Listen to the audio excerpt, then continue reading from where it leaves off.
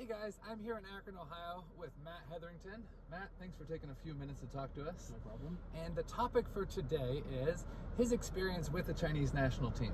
So a couple years ago, you were in some private training sessions with them, kind of taking notes and watching. How long were you with them for? I was with them for 3 weeks, so I was doing basically media stuff for their trip to the US. They were doing ping pong diplomacy and closed training. I assume at that time they were starting to build overseas towards the Olympics. Yeah. Just training in different environments, but obviously that got pushed back a little bit. But yeah, they were here for 3 weeks in closed training at UCLA. Okay. So you were there watching for 3 weeks? Yeah. Morning, afternoon, night sessions?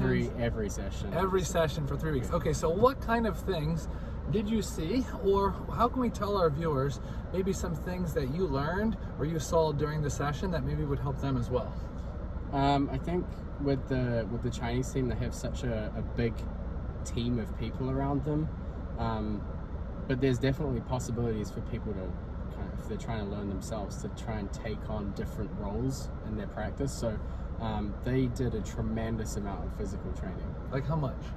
Sometimes twice a day. Okay, was it in a gym separate than table tennis, or was it in the table tennis room? It was separate. Separate, okay. So they do, it depends on the type. So they're mixing like weights, and sometimes they're doing agility with resistance bands. They have a really, really good small team of physical trainers from, most of them are from Europe. So there's a couple from, 2 guys from Poland, 1 from Serbia, and then there was also another girl from Florida.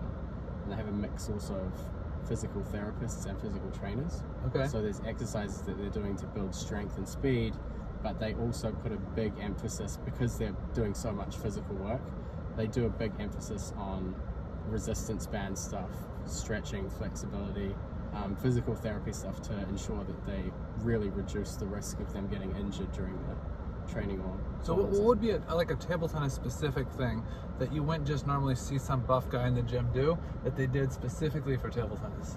I think one of the things that I took away from it when I went back to Lily's club and I was coaching was using resistance bands and resistance cords in like shadow play footwork exercises. Yeah. So taking really fast footwork movements or really wide footwork movements and just adding sometimes like extra weight, like ankle weights, but also like resistance bands around the waist, where when they're moving wide to a forehand, there's really like force that they're having to push, really use their legs to push against. Okay. So the resistance bands are on the legs or on the arms or both? A lot of the time it was around the waist. Right on the waist. So there's no interruption between the, but you know, but then also they had ones where they're around the legs, so the movement really puts pressure on your quads. But a lot of the shadow play exercises, they had a trainer that was, you know, holding a resistance cord that went around the waist and just being anchored in one spot. Okay, so the trainer wasn't just kind of overseeing their daily routine, it was actively kind of involved. Yeah, they're very involved. Okay, cool. And what about actually on the table practice? Like what percentage did you feel like they did footwork? What percentage game situation? What percentage multi-ball? On average, let's say, average day. Well, they definitely do all of it during one day. I felt at that time, because they were trying to build towards the Olympics, there was definitely more emphasis towards serve and receive, even the multi-ball. So they weren't, you know, doing the typical, maybe they do as warm-up drills like fast topspin. Yeah. But the focus was much more on the finer aspects of the game, the serve, the receive. The first openings, counter loops, like early counter loops, so really the first 4 balls. Yeah. And a lot of match simulation. Okay, so when they did multi-ball like that, like serve and receive type of multi-ball, did they usually use the coach and then 2 players, or is it the kind of the coach with 1 player? In the instances where they were trying to push out like more into the point, there would be 2 players. Okay. So there were a lot of scenarios where they're doing that. Even in the doubles, when they're practicing doubles, they have like a coach feeding the first ball and then multi-ball exchanges, or like one coach feeding multi-ball and 1 extra player. It's like 2. Because Lu Xuan and Xu Shen were playing like a phenomenal amount of mixed doubles training. So how often were they practicing mixed doubles, like during the week? Every day. Every day, okay. So give us an example, because I think a lot of times here in the US, a lot of times we think, well, doubles is kind of just a side note. We'll just show up and play a doubles event just to give us more matches for the day. But give us a specific exercise that they may do to structure something with like doubles training. I think a lot of it a lot of their exercises focused around, there were a lot of times where Shushan played some kind of creative shots. So when the ball dropped half long, he was playing like a snake shot under the table, and then Lu Xuan was dealing with the ball that came back. Okay. So there was a lot of it was almost like they were testing her to see if she could handle how Shushan's ball came back, just because he has so much variation. Yeah. So, and also because he plays quite wide on the wings, also just putting her in situations where she had to figure out how to move around him. Yeah. So getting the doubles footwork down. No, that's brilliant, because that's actually something that she wouldn't normally practice. Yeah. Just short or opening off a deep push. That's something that she's going to practice. Okay, so talking about the doubles, was there any specific doubles kind of drills or kind of training with multi-ball that they did that we may not be thinking of as far as what we usually practice for doubles? Yeah, so there was one drill that I remember really specifically, where there was like a coach feeding a half long ball, and then Shushan was snaking the ball under the table, and then Lu Xuan was having to deal with whatever ball came back. And like Shushan plays with so much crazy variation that even though he was playing the same shot, the way the ball was coming back was always it was so hard for her to predict. But she was always, Lu Xuan trains ridiculously hard. Yeah. Like really, really hard. And at that time, I felt at that time like she would have been ready to play singles for the Olympics. Yeah. Straight at the World Championship, she was like unbelievable. But yeah, she trained insanely hard. It was kind of. I'm glad Japan won. Like, I'd love to see China not win, but at the same time, like after having watched how hard they were practicing, and then imagining like how hard it was after they left China, like just practicing doubles every day for years for like that scenario. Yeah, you could definitely tell like she felt it for sure. For sure, yeah. All right, and as far as just normal training that they did, like a lot of times we get there and we do a couple, warm-up drills like 2-2 or backhand, middle backhand, forehand. What kind of stable, systematic drills do you feel like they were doing? Were they doing any?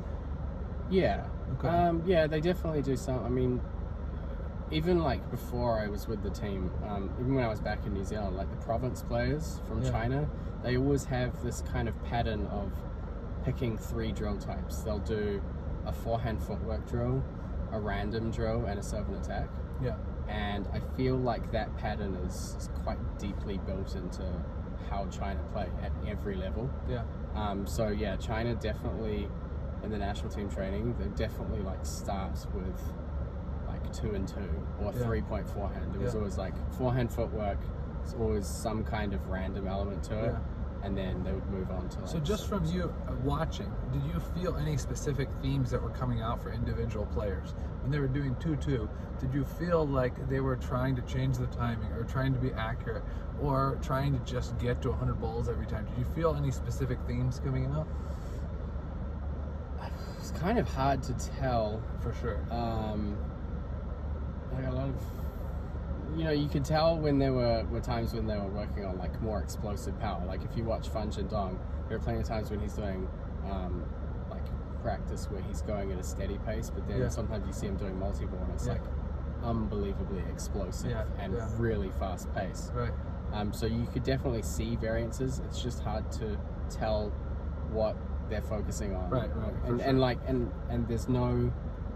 Even though there's like overall themes of them preparing for tournaments, because they all have individual coaches, and there's like individual coaches dealing with like 2 or 3 players, there's a constant feedback loop of players. They're doing these drills, but their individual coaches are kind of directing them with, maybe what they should be focusing on or how to take that core drill and alter it for different parts of their game.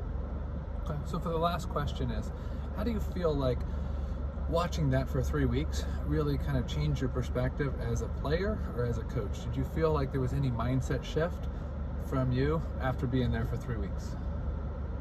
Yeah, definitely. I think, as a coach, I've always felt that getting people to a higher technical level, it's better to use a lot of multi-ball. So that part didn't change. They definitely they were including multi-ball, not just sometimes, but it was really built in. And it's always been like that with China again. Like multi-ball is a really core part of how they practice. Yeah. And definitely the takeaway was like just the physical ability. Yeah. And I always have this this kind of weird way of explaining things that not everyone agrees with, but I always divide table tennis people into players and athletes.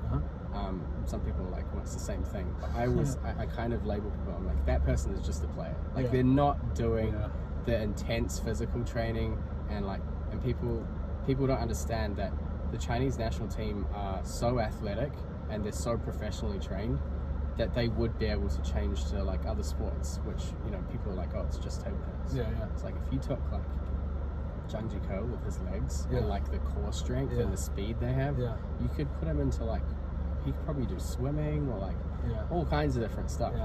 So there's a really big difference, and they're training to be athletes. They're not just playing the game. Like everything has a purpose, everything's building towards something, and they want to take every element of the game, the technical, the tactical, the psychological, and the physical, and they want it to be at like absolute peak for all of their top players. That's really a great takeaway. All right, Matt, thanks a lot for taking a few minutes to talk to us. No problem. And thanks a lot for coming here to the Samson Vina Table Tennis Academy. Of course, enjoyed it very much. All right.